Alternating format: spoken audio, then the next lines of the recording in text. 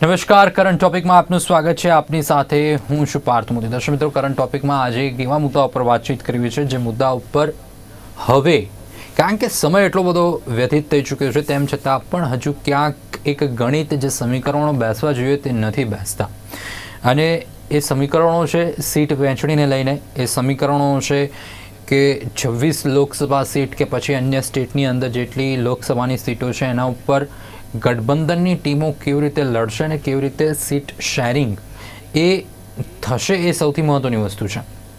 ખાસ કરીને ચર્ચા એટલા માટે, એક બાજુ એક પક્ષ છે ભાજપ અને બીજી બાજુ છે 26 પક્ષોનું મળેલું એક ઝુંડ કે એક સમૂહ કે જેની અંદર એનું નામ આપેલું છે ઇન્ડી ગઠબંધન.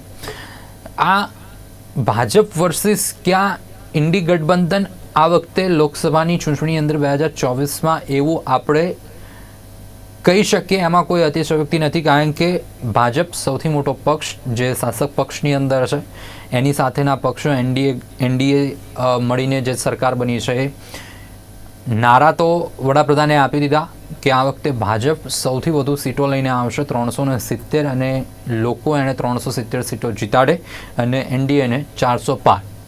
આ આશાને અપેક્ષા છે. બીજી બાજુ સામા પક્ષે જો વાત કરીએ, ઇન્ડી ગઠબંધન કે જેની અંદર સીટ વહેંચણીને લઈને હજુ પણ મથામણો થઈ રહી છે, હજુ પણ ક્યાંક પક્ષો એકબીજાથી નારાજ હોય, ક્યાંક કોઈક સમીકરણો નથી બેસતા. ખાસ કરીને આપણે ગુજરાતની જ્યારે વાત કરીએ તો ગુજરાતમાં ભાજપ ફરીથી હેટ્રિક મારવાની કોશિશ કરશે ને ગુજરાત એ અપેક્ષા રાખશે, ગુજરાતની અંદર ભાજપ એ અપેક્ષા રાખશે કે ફરીથી હેટ્રિક કરીને 26 લોકસભાની બેઠકો જીતીએ. અને એના માટે છેલ્લા 2 દિવસથી આપણે જોઈએ છીએ કે વડાપ્રધાનના હવે મુલાકાતો પણ તેજ થઈ ચૂકી છે. ગતરોજ વડાપ્રધાને અલગ અલગ મહેસાણાથી લઈને નવસારી, તાપી સુધી મુલાકાતો લીધી. આવતીકાલે જ્યારે વાત કરવા જઈશું તો આવતીકાલે 24-25 તારીખે વડાપ્રધાન આવી રહ્યા છે પાછા. દ્વારકા ખાતે સિગ્નેચર બ્રિજનું લોકાર્પણ છે, અલગ અલગ વિકાસની ભેટો છે. એટલે ચૂંટણી નજીક આવી રહી છે, વડાપ્રધાનની મુલાકાતો વધી, સાથે સાથે ગૃહમંત્રીની પણ મુલાકાતો આવનારા દિવસોમાં શરૂ થશે. પણ ગુજરાતમાં એવું લાગી રહ્યું છે કે ત્રિપાંખીયો જંગ ક્યાંક ખેલાતો હોય એવી શક્યતાઓ વધારે જોવા મળી રહી છે. આપ અને કોંગ્રેસ એ સાથે મળીને આ વખતે લોકસભાની ચૂંટણીઓ લડશે ગુજરાતની અંદર, અને આમાં ચૂંટણી કેવી રસપ્રદ બનશે એ જ વિશે ચર્ચા કરવી છે.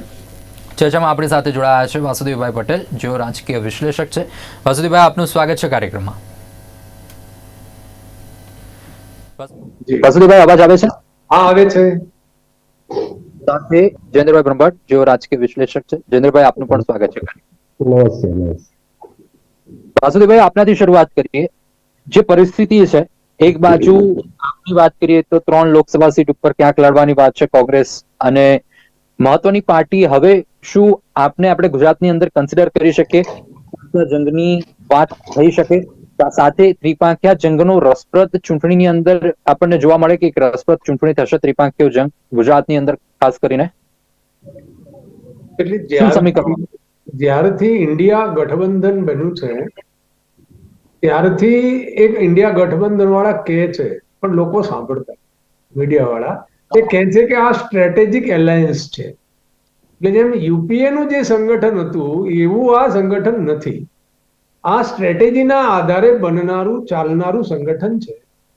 એટલે દરેક રાજ્યમાં રાજ્ય પ્રમાણે જે પરિસ્થિતિ છે એ પ્રમાણે ભારતીય જનતા પાર્ટીને વધારેમાં વધારે નુકસાન થાય અને ઇન્ડિયા ગઠબંધનને વધારેમાં વધારે ફાયદો થાય એ પ્રમાણેની સ્ટ્રેટેજી રાજ્યમાં જે મુખ્ય પક્ષ છે એનો મુખ્ય નક્કી કરશે, એ પ્રમાણે બાકીના પક્ષો એની સાથે ચાલવું, આ એમની પહેલેથી સ્ટ્રેટેજી છે.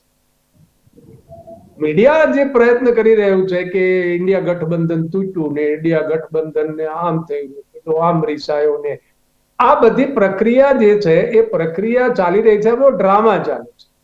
એકચ્યુઅલી એમને જે પહેલા દિવસે કહ્યું પણ, શરદ પવારે કીધું હતું પણ ખરું કે ભાઈ દરેક રાજ્યમાં રાજ્યવાર સ્ટ્રેટેજી બનાવો, ચૂંટણી લડો, ઇન્ડિયા ગઠબંધનની સાથે રહો અને પછી સરકાર બનાવો. એ સ્ટ્રેટેજી તમે જુઓ. કેજરીવાલનું સ્ટેટમેન્ટ છે કે પંજાબમાં અમે એકલા હાથે ચૂંટણી, દિલ્હીમાં શું કર્યું, 4 ને 3 વહેંચી કે, ગુજરાતમાં શું કર્યું, 24-2 વહેંચી કે. એટલે આ એમની દરેક રાજ્ય પ્રમાણે રાજ્યની સ્થિતિ પ્રમાણેની સ્ટ્રેટેજી છે. એટલે મતોનું વિભાજન રોકવાથી જ ઇન્ડિયા ગઠબંધન જીતવાનું છે એ નક્કી છે. ભારતીય જનતા પાર્ટી પ્રયત્નો કરી રહી છે કે મતોનું જે વિભાજન છે એ ચાલુ રહે અને ઇન્ડિયા ગઠબંધનમાં જે લોકો છે એને તોડીને આપણી સાથે લઈ આવીએ, સરકારો તોડીએ, ધારાસભ્યો તોડીએ, પણ ગમે તેમ કરીને ઇન્ડિયા ગઠબંધન જે એ વાતને રોકવા પ્રયત્ન કરી રહ્યું છે, મતોના વિભાજનને, એમાં વિક્ષેપ નાખવા. આ તો પોલિટિકલ એક લડાઈ છે. એમાં કોણ કેટલું લોકશાહી તંત્રને નેવાળે મૂકીને કામ કરે છે એ વિષય જુદો છે. પણ મૂળ વાત એવી છે કે બંનેનો એફર્ટ એક જ એફર્ટ છે બેનો. એક એનું વિભાજન રોકવા માટે છે અને બીજું એનું વિભાજન છે એક વિભાજિત મતદાતા થઈ જાય વિપક્ષનો એને માટે પ્રયત્ન કરે છે. ગુજરાતમાં પણ જો આપણે સાંભળી જ રહ્યા છીએ અને આ પહેલેથી નક્કી જ હતું. કદાચ નાના લોકો, નાના કાર્યકર્તાઓને ના ખબર હોય, કદાચ મતદાતાઓને ના ખબર હોય, આ બધાને સંસ્કાર પડે. એમાં એવું છે કે ધારો કે પંજાબ છે તો પંજાબમાં થશે શું કે સીટો તો વહેંચાશે, આપણને નહીં ખબર. એમને તો ખબર જ છે નેતાઓને, અને પછી જેને જે ભાગમાં સીટ આવી હોય ત્યાં બધા ઉમેદવારો એ જ નક્કી કરશે. આપના વાર ધારો કે આપ પાડાને 13 સીટો છે એમાંથી 7 એને મળી, માની લો, તો 7 કોંગ્રેસના ઉમેદવાર એ જ નક્કી કરશે કે જેથી કરીને ભાજપને નુકસાન કરે અને જીતવામાં ફાયદો થાય. એટલે આ જે સ્ટ્રેટેજી છે, બંગાળની પણ આ સ્ટ્રેટેજી છે, કેરળમાં પણ આવું છે. એટલે કુલ મળીને દરેક રાજ્યમાં, બિહારમાં ને એમાં તો એક સામે એક વિષય એસ્ટાબ્લિશ થઈ ગયો છે. બિહાર છે, મહારાષ્ટ્ર છે. એટલે જે પ્રમાણે આ સ્ટ્રેટેજિક જે આખી વાત ચાલે છે એમાં લોકોને જેને કહેવાય ને આગા પાછા વિચારવા માટે, અથવા તો જે પ્રમાણે જેને ગોદી મીડિયા કહેવાય છે, સરકારની ગોદમાં બેસીને જે ખેલે છે, એવું મીડિયા એવો ચોક્કસ પ્રયત્ન કરે છે કે આમાં ભેદભાવ છે, ફાટા છે, એટલે હવે તૂટી ગયું ને અહીંયા તૂટી ગયું ને એનું તૂટી ગયું ને આવું કઈ આપણે અત્યાર સુધી જોયું નહીં. યુપીમાં કોંગ્રેસનું બેનું ગઠબંધન થયું, 17 સીટો પેલા આપી દીધી છે. એટલે જ્યાં થવાનું છે ત્યાં એકદમ વ્યવસ્થિત રીતે પહેલેથી લગભગ નિશ્ચિત છે. ઘોષણા એવી રીતે કરશે, એવી રીતે કરી રહ્યા છે કે જે વધારેમાં વધારે સ્ટ્રેટેજિકલી પોતે જે વિભાજિત મતો ના થાય અને જે મતો જે છે એ સંયુક્ત મતો રહે, તો જે 65% જે મત છે બીજેપી ને સામેનો, એનો વધારે ઉપયોગ થાય. કુલ મળીને આ સ્ટ્રેટેજી છે. એ સ્ટ્રેટેજીને તોડવામાં છે બંને જણા એફર્ટ્સ કરે છે. આ આજની વર્તમાન જી બિલકુલ, વર્તમાન પરિસ્થિતિ આ છે. જયેન્દ્રભાઈ, આપે સાંભળ્યા વાસુદેવભાઈને. મહત્વની વસ્તુ એ છે કે એમણે કહ્યું કે સ્ટ્રેટેજિકલી એલાયન્સ છે ઇન્ડી ગઠબંધન. હવે સ્ટ્રેટેજિકલી એલાયન્સ છે, સીટોની વહેંચણી થશે, તો આવનારા દિવસમાં હજુ કોઈ નેતા નક્કી નથી. એટલે ચલો કે જે પાર્ટીને સૌથી વધુ સીટો મળશે લોકસભાની અંદર એનો કોઈક નેતા નક્કી કરે, એ એક સ્વાભાવિક રીતે એવું દેખવા મળે. પરંતુ જ્યાં જ્યાં પાર્ટીઓનું જે સ્થાનિક પાર્ટીઓનું બહુમત છે, જ્યાં પકડ સારી છે, ત્યાં એ લોકો પાછા બાંધછોડ કરવા તૈયાર નથી. આ પરિસ્થિતિની અંદર ચૂંટણી કેવી રીતે આગળ વધશે? કારણ કે જો આપણે ભરૂચની વાત કરીએ તો કોંગ્રેસ અહેમદ પટેલના પુત્રીને ઉતારવા માંગે છે. આપની વાત કરીએ તો ચૈત્ર વસાવા ત્યાં સ્ટ્રોંગ દેખવા મળી રહ્યા છે. તો હવે જે રીતે આ પરિસ્થિતિ અત્યારે આ સમીકરણો જે બની રહ્યા છે, એમાં ફાયદો તો કદાચ ભાજપ લઈ જાય આ બંનેના ઝઘડાની વચ્ચે. બહુ સાચી વાત કરી પાર્થ. બેઝિકલી એવું છે કે સ્ટ્રેટેજિકલી વાસુદેવભાઈએ વાત કરી કે સ્ટ્રેટેજિકલી ઇન્ડિયા ગઠબંધન પ્લાનિંગ કરી રહ્યું છે. તમે વિચાર કરો કે કોઈ પણ મતદાર એનો આઈડિયોલોજીકલ એક પાર્ટી તરફનો એનો જોગ કાયમ માટે હોય છે. ગમે તેટલું વાવાઝોડું વંટોળ કોઈ પાર્ટીની ફેવરનું આવતું હોય તો ઘણા જાણે મહેસાણાની સીટ જ એવી છે કે વર્ષોથી ભાજપ સિવાય કોઈ જીતી નથી શકતું. ક્યાંક ઉમેદવારની કમી હોય, ક્યાંક એનું કોઈનું સંગઠનની કમી હોય, કે ક્યાંક ગમે તે કારણ હોય, મતદારોનું ટોટલી ફેવર બીજેપી તરફી રહેલું છે. એનું એવી રીતે તમે કોઈ બી સ્ટેટમાં, કોઈ બી જિલ્લામાં, કોઈ બી સીટ પરનો વિચાર કરો તો મોટા ભાગના મતદારોનું તરફેણ એ કઈ પાર્ટી તરફ છે, કઈ તરફ જોગ છે એ રહેલું છે. એ પૈકી 10 થી 20% મતદારો એવા હોય છે કે જે ઉમેદવાર, પાર્ટીને મેનિફેસ્ટો, પાર્ટીનો લીડર, આ બધી પરિસ્થિતિ જોઈને મતદાનનું નક્કી કરે છે. હવે વાત કરીએ આપણે ગુજરાતની. એમણે જેમ કીધું કે ભરૂચની સીટ પર, તમે પણ જેમ કીધું કે ભરૂચની સીટ પર અને ભાવનગરની સીટ પર આપની ચૂંટણી લડવાના. તમે એક વસ્તુ વિચાર કરો કે ગુજરાતના કોંગ્રેસના સૌથી દિગ્ગજ નેતા હેમંતભાઈ પટેલ, જે ભારતમાં કોંગ્રેસમાં સૌથી વધારે શક્તિશાળી કદ્દાવર નેતા તરીકે સમગ્ર દેશમાં એમની ઇમેજ ઊભી થયેલી, એ એમના મત વિસ્તારની એમની એક સમયની લોકસભાની સીટ આપને આપવા માટે જઈ રહ્યા છે. તમે વિચાર કરો કે જે કાર્યકર 15 વર્ષ, 20 વર્ષ, 30 વર્ષથી માત્ર ને માત્ર કોંગ્રેસની પાર્ટી કે હેમંતભાઈના પાર્ટીના યોગદાનને કારણે કોંગ્રેસ તરફ ગયો છે, એ કઈ રીતે ચૈતર વસાવાને સ્વીકારશે? ચૈતર વસાવા માટે એટલા માટે એમને ખબર છે કે આ સીટ અમારી વર્ષોથી ગયેલી છે. ચંદુભાઈ દેશમુખ જયારે પહેલી વાર જીતીને આવ્યા ત્યારથી હતું કે ભરૂચમાં અપડાઉન થશે, પણ ભાજપે એના સંગઠનના ક્ષેત્રને બહુ મજબૂત કર્યું અને એના કારણે ભાજપની સીટ પર લાંબા સમય સુધી જીતતું રહ્યું. ચૈતર વસાવા અત્યારે એક આદિવાસી સમાજમાં ઉભરતા પ્રભાવશાળી નેતા બની રહ્યા છે. એના કારણે આપને અને કોંગ્રેસના નેતાઓને એવું થયું હશે કે આ સીટ પર જો આપણે ચૈતર વસાવાને લડાઈએ તો આદિવાસી સમાજના મતદારો જ્યાં આગળ વધારે છે ત્યાં સ્વાભાવિક છે ને નોન ગુજરાતી મતદારો પણ ઘણા બધા છે. આ બધાના કારણે આપણે એ સીટ પર ફાઇટ આપીએ. હું હજુ બી કહું છું કે આદિવાસી સમાજમાં અત્યારે ઉભરતા નેતા તરીકે ચૈતર વસાવા દરેક જગ્યાએ સ્વીકાર્ય છે અને ભાજપની જોડે એનો અવકાશ છે. આજે કોઈ છે જ નહીં ભાજપ જોડે. તમે જુઓ કે આદિવાસી સમાજના પ્રભાવશાળી નેતા જે વર્ષોથી કોંગ્રેસમાં ઉત્તમભાઈ વલસાડથી હતા, અમરસિંહભાઈ ચૌધરી વ્યારા સુરતથી હતા, સદેવ ચૌધરી હતા.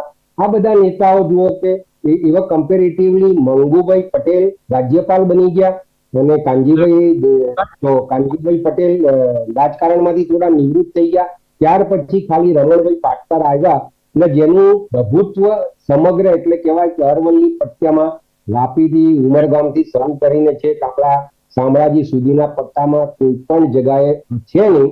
એ બહુ સ્વીકારવા જેવી વાત છે, એમાં કઈ ખોટું છે નહીં. આ બહુ સનાતન સત્યની વાત છે.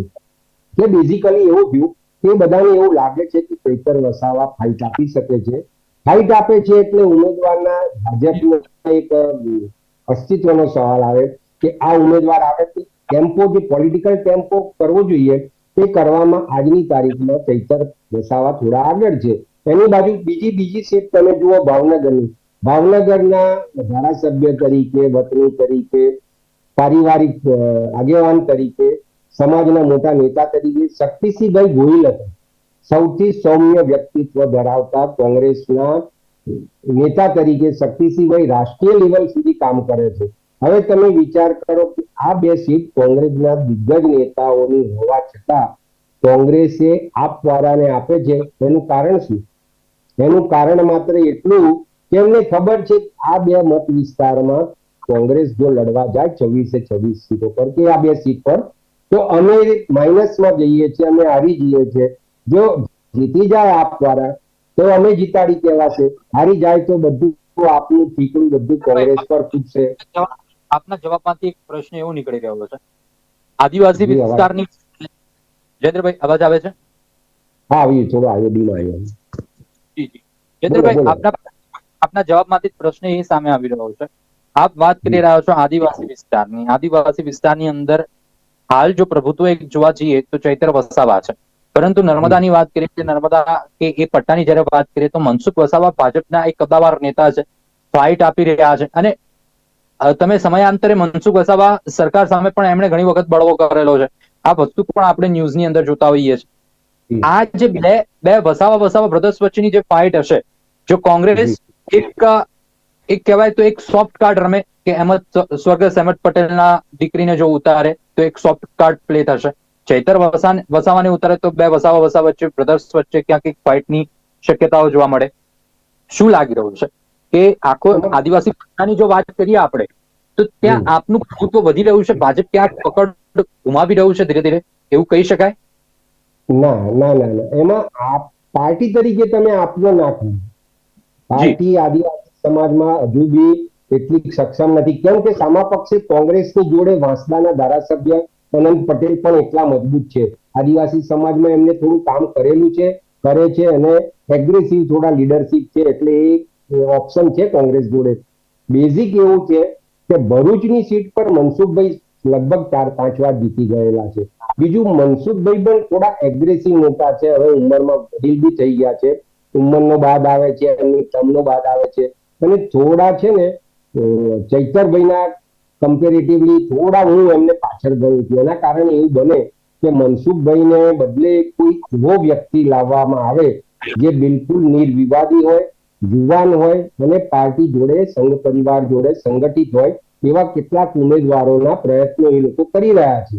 સવાલ એ આવે છે કે ચૈતર વસાવા સામે કેન્ડિડેટ મૂકવાથી જો મનસુખભાઈને ટિકિટ નહીં આપવામાં આવે તો મનસુખભાઈની નારાજગી સ્વાભાવિક છે, કેમ કે લાંબા સમય સુધી એમને એ પટ્ટામાં કામ કર્યું છે, સારું કામ બી કર્યું છે, અને જાહેરમાં પણ ઘણી બધા અધિકારીઓને પકડાઈ નાખે છે, પાર્ટીમાં વિરુદ્ધ કહેવાનું હોય સાચું કંઈ પણ દેશે.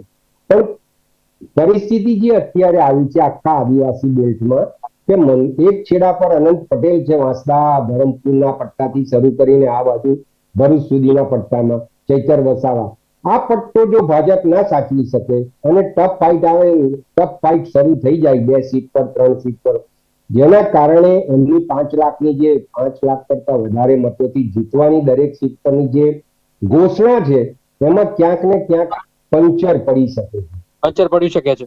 વાસુદેવભાઈ, જે રીતે પંચર પડે એવી શક્યતાઓ છે, કારણ કે આપ એક રીતે આપણે પાર્ટી નથી અત્યારે કન્સિડર કરતા, આપને નથી જોતા, પરંતુ જ્યારે ઇન્ડી ગઠબંધનમાં આવે છે તો બે પાર્ટીઓ જ્યારે ભેગી થઈ જાય છે તો સ્વાભાવિક રીતે આપણે એને કન્સિડર કરવું પડે. જો આદિવાસી પટ્ટાની જો વાત કરીએ તો ડાંગ છે, પંચમહાલ છે, ભરૂચ છે, આ જે સાઈડના પટ્ટા છે, દાહોદ છે, આ બધી જે જગ્યાઓ છે ત્યાં ભાજપનું હાલમાં પલડું કેવું છે, શું દેખવા મળી રહ્યું છે? એક એનાલિટિક્સના દ્રષ્ટિએ કેવી રીતે ભાજપ ત્યાં વધારે ગેઇન કરી શકશે? કારણ કે 2 ટર્મથી તો જીતીને આવી રહ્યું છે, છેલ્લા 30 વર્ષથી રાજ્યની અંદર શાસન છે, તો આનું આંકલન કેવી રીતે થશે આ પટ્ટાઓમાં? જ્યાં સુધી ભરૂચની સીટની સંબંધ છે ત્યાં સુધી જે પસંદગી છે, આપની જે પસંદગી છે ચૈતર વસાવાની, એ એકદમ પોઝિટિવ પસંદગી છે. બીજું એવું છે કે ઓલ ઇન્ડિયા લેવલે ઇન્ડિયા ગઠબંધન છે અને ઇન્ડિયા ગઠબંધન સાથે જે ચાલશે એને માઇનોરિટીના મત મળવાના છે વગર કશું કર્યા હોય એવી પેદા થઈ છે. એટલે ભરૂચ સીટ ઉપર માઇનોરિટીના મત ઘણા છે. એ ચૂંટણીને જીતાડવાને બીજું જે આદિવાસી લોકો છે એનું સ્ટેન્ડઅપ બંને ભેગા થાય તો 70% મતદાન છે એમનું ત્યાં. અને જ્યારે ચૈતર વસાવાના નામને સ્વીકૃતિ મળી રહી છે અને જે રીતે એ કામ કરે છે પ્રમાણે, એટલે ભરૂચ સીટ છે અને કોંગ્રેસ પણ જે પ્રમાણે અત્યાર સુધી કોંગ્રેસ છેલ્લા કેટલા વર્ષોથી એ સીટ ઉપર હારી જ રહી છે ને, એનું કારણ ત્યાંના જે સમીકરણો જે છે આદિવાસીના એના કારણે આ થઈ રહ્યું છે.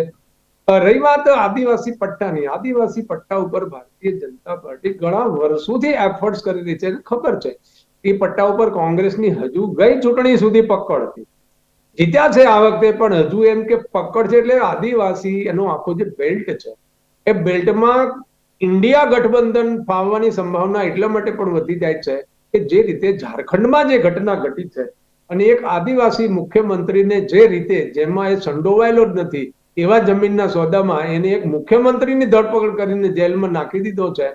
અને બીજું સેન્સિટિવ બહુ હોય છે, આદિવાસી મતદાતા છે એ આપણો જનરલ મતદાતા જેવો છે ને ઢીલો ઢાલો નથી. સંડોવાયેલા ના હોત, સોરેનજીની વાત તો પાછળની વાત છે, પરંતુ એ તો આઉટ ઓફ કન્ટેન્સ અત્યારે જશે. પરંતુ જો ક્યાંક સંડોવાયેલા ના હોત તો એ ભાગી શું કામ જાત, એ ગાયબ શું કામ થઈ જાત, એ પણ એક સવાલ સામાન્ય રીતે. હું તમને એ કહું, એ ક્યારેય ભાગ્યા નથી, ગાયબ નથી થયા. પણ એ શું છે કે જે પ્રમાણે એને સમન્સ મળે છે, સમન્સ જ ખોટું છે એટલે જતા નથી. એટલે 8-9 વગર તો હાજર નથી થયા ને. તો મુખ્યમંત્રી તો બેઠા છે ને, મુખ્યમંત્રી જ્યાં ભાગી જવાના હતા. દિલ્હીની જે ઘટના છે એ તો સ્વાભાવિક છે કે માણસ, કોઈ પણ વ્યક્તિ હોય, એને ઠીક ન લાગે એવું કઈ થઈ રહ્યું હોય તો આગો પાછું થઈ જાય, એમાં એને ભાગવાનો સવાલ જ નથી આવતો. મુખ્યમંત્રી ફેસ કરવું જ પડે. પણ મેસેજ જે છે ને આમાં, મેસેજ ચૂંટણીમાં શું છે કે એક નેરેટિવ જે છે એ બહુ મોટું કામ કરતો હોય છે. ભારતીય જનતા પાર્ટી શું જ કરે છે ને, નેરેટિવ પેદા કરવાનો પ્રયત્ન કરે છે. અને બીજું જે ધાંધલીઓ થાય છે, ચૂંટણી પંચ જે છે એ ચૂંટણી પંચ ફ્રી, ફેર એન્ડ જેને કહેવાય ને કે ટ્રાન્સપેરન્ટ ઇલેક્શન કરાવી શકતી નથી. હજારો એપ્લિકેશન ચૂંટણી પત્યા પછી પડી હોય છે. 15,000 હમણાં મધ્યપ્રદેશમાં ઓનલાઈન અરજીઓ થઈ છે. એટલે જે ધાંધલી કરીને જે રાજકીય પક્ષો જે કરી રહ્યા છે એટલે ધાંધલીના કારણે જે પરિણામો બદલાઈ રહ્યા છે એની પણ બહુ મોટી અસર હોય. જ્યાં જ્યાં કોંગ્રેસ જીતે ત્યાં પણ ધાંધલીઓ તો થઈ જ હશે ને. ધાંધલી એમાં એવું છે કે જે બળવાન હોય ને ધાંધલી કરે, ધાંધલી જેની પાસે સંસાધન હોય, જેની પાસે ગુંડા હોય એ વધારે કરી શકે, ઓછું હોય ઓછું કરી જ્યાં શકે. જ્યાં કોંગ્રેસ જીતે ત્યાં ત્યાં જેનો પણ બળ નથી. છે કે આ તો આપણે જ્યારથી દેશ આઝાદ થયો છે ત્યારથી, પહેલા ક્યાં ભાજપ હતું, એટલે કોંગ્રેસ જ હતી ને. આ ગુંડાઓ બધા કોંગ્રેસમાં હતા. જે પક્ષ સત્તા પક્ષ આવે એમાં બધા ગુંડાઓ પેસી જતા હોય છે અને પછી ધાંધલી કરતા હોય છે. ચૂંટણી પંચ છે તાળીઓ પાડવા સિવાય કઈ કરી શકતું નથી. વાતો મોટી મોટી કરે છે પણ કોઈ પણ ચૂંટણી free and fair and transparent કરાવી શકવાની એની હેસિયત જ ના હોય. કારણ નથી એનું કારણ છે. કારણ એવું છે કે એની પાસે તંત્ર જ નથી. એને તો વર્તમાન સરકારના અધિકારીઓ વાપરવાના હોય છે. વર્તમાન સરકારના અધિકારીઓ તો બધા ગોઠવાયેલા હોય છે. એ ચૂંટણી પંચનું કેટલું ગાંઠે. એટલે બીજું સત્તા તો અને બીજું શું છે કે એ ગુનો કરે છે એને સજાનું તો પ્રાવધાન હોવું જોઈએ. અને ક્યાંય ચૂંટણીમાં ગડબડ કરવા વાળાને એવી કોઈ સત્તા થતી જ નથી ને 5 વર્ષ સુધી હમણાં લઠ્ઠા બેંક ચાલ્યા કરે. ધારાસભ્ય ઉપર ચૂંટણીની અરજી થાય, 5 વર્ષ સુધી પરિણામ ના. ભૂપેન્દ્રસિંહ કેવી રીતે રહ્યા 5 વર્ષ? આ કોર્ટમાંથી પેલી કોર્ટ ને 5 વર્ષ કાઢી નાખ્યા, વાત પૂરી થઈ ગઈ. એટલે આ જે વ્યવસ્થા છે એ વ્યવસ્થાને કારણે ધાંધલી થાય છે. વ્યવસ્થા કાનૂનની છે, વ્યવસ્થા કાનૂન છે. આ બધી ધાંધલીઓના કારણે જે થઈ રહ્યું છે એમાં તાકાતવર માણસ હોય ને એ વધારે ધાંધલી કરે, ઓછી તાકાત ઓછી કરે. ધાંધલી કર્યા વગર કોઈ રહેતું નથી. જયેન્દ્રભાઈ એક નેરેટિવની વાત થઈ. ઇલેક્શન કમિશન ઉપર એક મોટો આરોપ લાગ્યો કે ચૂંટણી પંચ વ્યવસ્થિત જે પારદર્શક રીતે જો ચૂંટણી થવી જોઈએ એ નથી થતી. બીજી વસ્તુ એક નેરેટિવ કે શાસક પક્ષ જે તે વિરોધ પક્ષ કે વિપક્ષની ઉપર ઈડી અને ઇન્કમ ટેક્સના દરોડા પાડી રહી છે કે સીબીઆઈ ના દરોડા. આ બે વસ્તુ છે. બીજી વસ્તુ, આ જ અરવિંદ કેજરીવાલ જયારે ચૂંટાયા હતા, જયારે અન્ના હઝારેના સાથે આંદોલનમાં હતા, ત્યારે આ જ અરવિંદ કેજરીવાલ જે પક્ષની સાથે, જે પક્ષોની સાથે અત્યારે એલાયન્સ કરેલું છે એ જ પક્ષોને એરિયા ભ્રષ્ટાચાર કહેતા હતા, એ જ લોકોને ભ્રષ્ટાચાર કહેતા હતા. સાથે એ જ કહેતા હતા કે આ તમામ લોકો સોનિયા ગાંધીને ઈડીની રેડ પાડો, સોનિયા ગાંધીને ઈડીની ઓફિસમાં બેસાડો એટલે હાલ ખબર પડી જાય ક્યાં ક્યાં ભ્રષ્ટાચાર થયા. આ જ અરવિંદ કેજરીવાલ છે અને હવે પલટી મારી રહ્યા છે. આ જે નેરેટિવ્સ ખેર ઉભા થઈ રહ્યા છે, પણ સામાન્ય જનતા તો બધું જોવે જ છે કે અરવિંદ કેજરીવાલ ભૂતકાળમાં પહેલા શું બોલેલા, અત્યારે શું કરી રહ્યા છે, કે કોંગ્રેસ ભૂતકાળમાં પહેલા શું કર્યું હતું ને અત્યારે શું બોલી રહી છે. આ તમામ વસ્તુ તો જોવે જ છે. શું આપનું શું કેવું છે કે નેરેટિવ્સ ખોટા ઘડાઈ રહ્યા છે કે પછી ઇલેક્શન કમિશનનો આની અંદર ક્યાંક ફોલ્ટ છે કે પારદર્શક રીતે ચૂંટણી નથી થઈ રહી? 2 મિનિટ છે આપની પાસે. 2 મિનિટમાં જણાવી દઉં. સત્તા માટે કોઈ પણ રાજકીય પક્ષ હોય પોતાના સિદ્ધાંતો, પોતાના બંધારણ, પોતાના મેનિફેસ્ટોને બિલકુલ જતો કરી શકે છે. એના ઉત્તમ ઉદાહરણો ફક્ત ને ફક્ત આપણા દેશમાં બની રહ્યા છે. તમે જેવી રીતે વાત કરી આપની કોંગ્રેસ સામે અન્ના આંદોલન વખતે જે બી એલિગેશનો થયેલા, એવી જ રીતે સૌથી મોટો ભાજપનો સાથી પક્ષ જેને લાંબા સમય સુધી ભાજપની જોડે રહ્યા, મુખ્યમંત્રી પદ એમના પાર્ટીમાં ભોગ્યું, જેને મુખ્ય પાર્ટીના જોડે લોકસભામાં ભાગીદારી કરીને સીટો લીધી, મિનિસ્ટરો બનાયા, એ જ શિવસેના વાળા. તમે જુઓ કે જેને વર્ષો સુધી બાળા સાહેબ ઠાકરે જયારે શિવસેનાની સ્થાપના કરી ત્યારથી હિન્દુવાદી પક્ષ કહેવાતો હતો, એ બિલકુલ ભાજપથી અલગ થઈને બીજી પાર્ટી જોડે મહારાષ્ટ્રમાં જતા રહ્યા. કેમ? કે એને ખબર હતી કે મને મુખ્યમંત્રી બનવા નહીં મળે ઉદ્ધવ ઠાકરેને. એને પાર્ટી છોડી કોંગ્રેસ અને એનસીપી જોડે સમાધાન કરી, ફરી પાછું રાજકીય ગઠબંધન, નવા સમીકરણ થયા. એટલે કહેવાનું તાત્પર્ય માત્ર ને એટલું જ છે કે સરકાર બનાવવા માટે ઘણા બધા રાજકીય પક્ષો પોતાના સિદ્ધાંતો જોડે સમાધાન કરી નાખે છે. એ ટાઈમ બિંગ બને છે કે ટાઈમિંગ બને છે, દરેક સ્ટેટની અલગ અલગ એ થાય.